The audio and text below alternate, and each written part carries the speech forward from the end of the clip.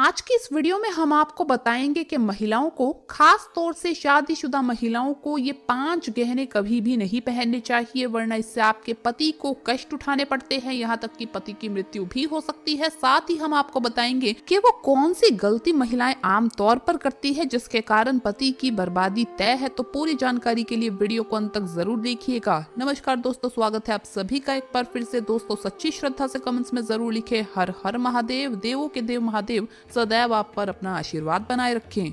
दोस्तों, महिलाओं को गलती से भी ऐसे गहने नहीं पहनने चाहिए। खासकर ये जानकारी सुहागन महिलाएं जरूर देखें। सुहागन महिलाओं के लिए उनका 16 श्रृंगार बहुत ही महत्वपूर्ण माना जाता है। शादी के बाद महिलाएं अपने पति के सौभाग्य के लिए श्रृंगार करती है।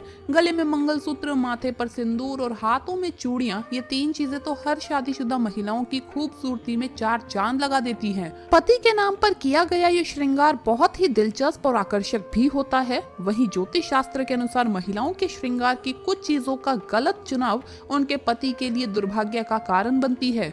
दरअसल महिलाएं जितने भी गहने पहनती हैं, फिर वो चाहे कानों के कुंडल हो, पैरों की बिछिया या पायल या मंगलसूत्र हो, चूड़ियां हो, आपको ये गलतियां कभी भी नहीं करनी चाहिए। आज के इस वीडियो में हम सभी गहनों के बारे में बात करेंगे। चलिए सबसे पहले बात करते हैं कानों में पहने जाने वाले गहने, जैसे कि इयररिंग्स, टॉप्स, झुमके, कुंडल। दोस्तों, कानों में ऐसे कुंडल पहनने पर आपके ऊपर कष्ट आ सकते हैं, आपके पति पर कोई भारी विपदा आ सकती है। तो चलिए जानते हैं, लेकिन उससे पहले दोस्तों आपसे रिक्वेस्ट है कि वीडियो को लाइक करें, अपने दोस्तों के साथ शेयर करें, और अगर आपने अभी तक चैनल को सब्सक्राइब नहीं किया है तो सब्सक्राइब करके बेल आइकन जरूर प्रेस करें। दोस्तों, सबसे पहले तो आपको बता दें कान छेदन संस्कार के नियम।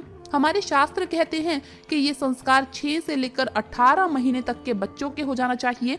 अगर ऐसा नहीं हो पा रहा है तो अब आपकी आयु किसी विषम संख्या में हो, जैसे 3 साल, 5 साल, 7 साल, 9 साल, 11 साल, इसी तरह से आगे बढ़ती हुई इन्हीं वर्षों में हो जाना चाहिए।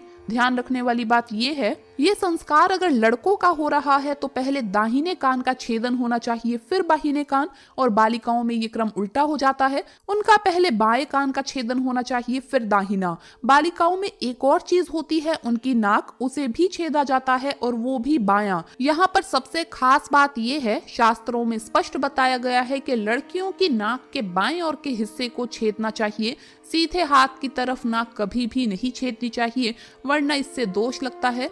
दोस्तों, कानों में कुंडल पहनने से महिलाओं तथा बालिकाओं को श्वास रोग, सर दर्द की समस्याओं से छुटकारा मिलता है।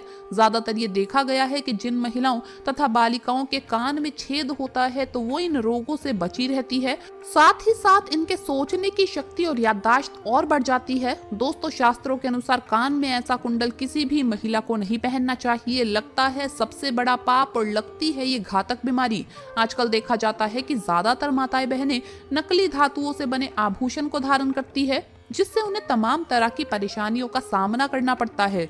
आपको सलाह दी जाती है कि इन चीजों से हमेशा बचें और लंबे समय तक इन धातुओं को कभी भी ना पहने। आप कानों में कुंडल अगर पहनती हैं तो सोने तथा चांदी के धातु का ही प्रयोग करें। अगर आप कानों में किसी और धातु का प्रयोग करते हैं तो इससे आपके सभी ग्रह बिगड़ सकते हैं, आपके ऊपर दोष लग सकते हैं, यहाँ तक कि आपके पति पर सबसे बुरा असर पड़ता है। किसी और धातु को कान में डालने से कैंसर जैसी घातक बीमारी भी हो सकती है, इसीलिए सावधान रहें। दोस्तों, अगर आप कान में सोने चांदी के कुंडल नहीं डाल सकते हैं क्षमता अनुसार या किसी और कारणवश, तो ऐसे में आप अपने कानों में नीम की डंडियां डाल सकते हैं। आपने अपने घर में बड़े बुजुर्गों को, नानी दादी को कहते भी सुना होगा कि कभी भी खाली कान नहीं रहने चाहिए। कान में अगर आप कुछ ना डालना चाहें तो नीम की डंडियां जरूर डालकर रखें। दोस्तों, शादीशुदा महिलाएं सावधान रहे, नहीं तो आपके घर में अनर्थ हो जाएगा। शास्त्रों के अनुसार व्यक्ति पर सबसे भारी दोष तब लगते हैं जब वो किसी पराये व्यक्ति की चीज का इस्तेमाल करें। इसीलिए सुहागन महिलाएं कभी भी किसी और के कुंडल अपने कानों में ना डालें, अन्यथा आपका वैवाहिक जीवन खराब हो सकता है, उसका दोष आपके ऊपर आ सकता है। ऐसे में आपको मंगलसूत्र भी किसी और का इस्तेमाल नहीं करना चाहिए, नहीं तो बुरे परिणाम आपको झेलने पड़ सकते हैं। इसीलिए आपका वैवाहिक जीवन कभी खराब ना हो, आप ये सावधानी जरूर बरतें। दोस्तों, विवाहित महिलाएं पैरों में बीच की 3 उंगलियों में बिछिया पहनती है। ये गहना सिर्फ साज श्रृंगार की वस्तु नहीं है। बिछिया शास्त्रीय दृष्टिकोण से जितना जरूरी है दोस्तों, वैज्ञानिक दृष्टिकोण से भी उतना ही अच्छा है, क्योंकि ये साइंटिफिकली प्रूवन है कि दोनों पैरों में बिछियां पहनने से महिलाओं का हार्मोनल सिस्टम सही रूप से कार्य करता है। बिछियां पहनने से थायराइड की संभावना कम हो जाती है, गर्भाशय में समुचित रक्त संचार प्रवाहित करती है। दोस्तों, आजकल के बदलते फैशन के चक्कर में लोग इन सब चीजों को पहनने से शर्माते हैं, तो आपको तो प्राउड से पहननी चाहिए। कोई अगर आपको टोके तो उसे प्राउड से बताइए कि कितने इसके फायदे हैं साइंटिफिकली। और साथ ही दोस्तों, शास्त्रों की अगर बात करें तो बिछिया पहनना बहुत ही ज्यादा जरूरी है, वरना इसका असर आपके पति की आयु पर पड़ता है, इसीलिए ये गलती आप ना करें। चलिए अब आपको बता दें कि कैसी बिछियां आपके लिए अच्छी है और कैसी बिछियां आपको नहीं पहननी है। दोस्तों, सोने के आभूषण तो कभी भी कमर के नीचे नहीं पहनने चाहिए, ये हमने आपको पहले भी बहुत बार बताया हुआ है। साथ ही इस बात का ख्याल आप रखें कि कभी भी आपको ढीली बिछियां जो आपके पैर से निकल रही हो बार बार, ऐसी बिछियां नहीं पहननी चाहिए, क्योंकि माना जाता है कि इससे पति पर कष्ट बढ़ते हैं। तो अगर ऐसी बिछियां आप पहनते हैं तो अच्छा होगा कि इसे तुरंत आप बदल लें। और वैसे भी दोस्तों, ढीली बिछियां गुम होने का भी डर रहता है, हो सकता है निकल कर कहीं गिर जाए, तो ऐसा बिल्कुल भी शुभ नहीं होता।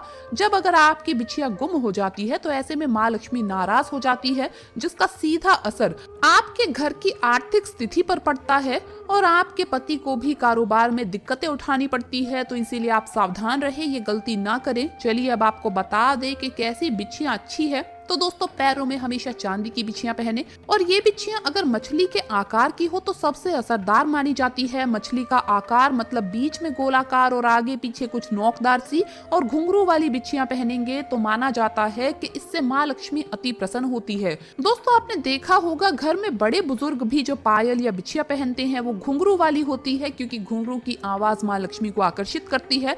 ऐसे घरों में माँ लक्ष्मी स्थायी रूप से वास करती है। दोस्तों, गहनों की ही तरह कपड़ों का भी संबंध व्यक्ति की किस्मत से जुड़ा है। जो रोजाना हम कपड़े पहनते हैं उसके भी कुछ नियम है, कुछ ऐसी गलतियां हैं जो आम तौर पर घर में महिलाएं कर बैठती है और इससे गरीबी आती है। तो लोग बोलते हैं कि हमने तो सब कुछ ठीक किया था, फिर क्यों हमें दरिद्रता झेलनी पड़ रही है। वैसे भी दोस्तों, ये तो सब जानते हैं कि किसी मनुष्य के व्यक्तित्व में उसके कपड़ों का भी एक अहम किरदार होता है। वस्त्र न सिर्फ तन को ढकते हैं बल्कि उनमें हमारे चरित्र, व्यवहार, आत्मविश्वास की भी झलक होती है। और आपको बता दें कि शास्त्रों के अनुसार आप किस तरह के कपड़े पहनते हैं ये बहुत ही ज्यादा महत्व रखता है। कहा भी जाता है कि इंसान की पहचान उसके कपड़ों से होती है। वर्तमान दौर में नए फैशन के चलते बहुत से लोग कटे फटे कपड़े, जीन्स टॉप पहनते हैं, या फिर कभी कभी हम लापरवाही में कपड़े की सिलाई खुल जाने के बाद भी उसे ठीक नहीं करते। यही सबसे बड़ी गलती आमतौर पर महिलाओं द्वारा घर में की जाती है। ज्योतिष शास्त्र के मुताबिक ऐसे कपड़ों को पहनना अशुभ माना जाता है। कटे फटे कपड़े पहनने से शुक्र ग्रह प्रभावित होता है और यह हमारे जीवन में होने वाली शुभ अशुभ घटनाओं के लिए जिम्मेदार हो सकता है। ज्योतिष शास्त्र के अनुसार कटे फटे कपड़े पहनने से शारीरिक क्षमता और ऊर्जा नष्ट होती है। इससे हमारा शरीर अनेक प्रकार की बीमारियों से ग्रस्त हो जाता है। शुक्र के प्रभाव से बचने के लिए आपको कटे फटे कपड़े पहनने से बचना चाहिए। महिलाओं को घर में इस तरह के कपड़ों को तुरंत ठीक कर लेना चाहिए, और जो कपड़े अगर ठीक नहीं हो सकते हैं तो घर से बाहर कर दें। परिवार के सदस्यों को इस तरह के कपड़े ना पहनने दें। कटे फटे कपड़ों को पहनने से दरिद्रता आती है, इसीलिए भूल कर भी ये गलती अपने घर में ना होने दें। इस प्रकार के कपड़ों का इस्तेमाल नहीं करना चाहिए। दोस्तों, ध्यान दें, शनिवार के दिन कभी भी नए कपड़े ना पहने। नए कपड़े को केवल बुधवार, बृहस्पतिवार और शुक्रवार के दिन ही पहनना चाहिए। रात्रि के समय नए कपड़ों को बाहर नहीं छोड़ना चाहिए। इनमें नकारात्मक ऊर्जा प्रवेश कर सकती है, जो कि कपड़े पहनते समय हमारे ऊपर प्रभाव डालती है। तो दोस्तों, आपको ये वीडियो कैसा लगा हमें कमेंट्स में जरूर बताएं। इस वीडियो को लाइक करें, अपने दोस्तों के साथ शेयर करें और हमें सब्सक्राइब करना न भूलें। जल्द मुलाकात होगी अगली वीडियो में। हर हर महादेव, जय भोलेनाथ, ओम नमः शिवाय।